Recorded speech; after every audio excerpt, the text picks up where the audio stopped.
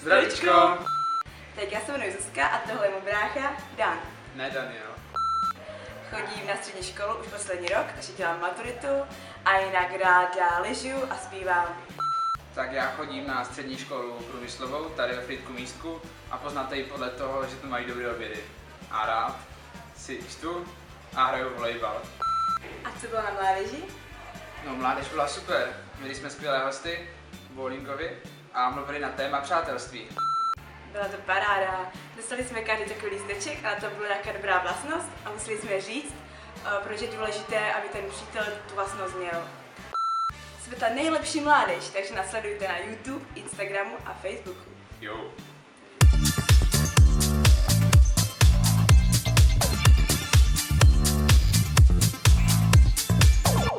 Další parádní mládež bude v pátek přesně v 18:00 na adrese Pionýru 839 ve Frýdku Místku.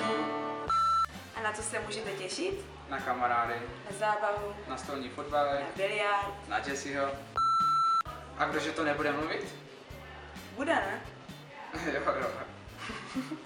Filip! A čeká nás ta nejlepší chata, která bude v prosinci. 4.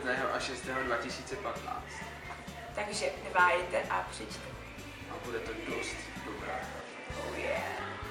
Tak čauku a těšíme se na vás v pátek. A dobře se vyspěte, protože to bude fakt dobrá mládež. Jo.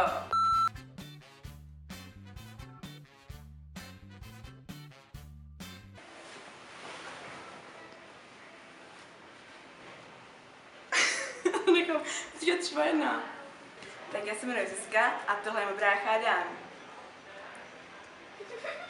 Už teď? Počkej, co mám říct? Jo? Ne, trapas. Ne. Ty jsi řekla jídlo? Já jsem řekla jídlo, to... Ne, tak to znova. Ne, počkej, prosím tě, ještě počkej. Takže Čekám. A na co se můžete těšit? Na kamarády. Na zabávu. Zábavu. Znovu. To říkáš ty potom, kdo se nebudeme těšit. Co? Šlaur? Asi jo. Konec, děkuji moc.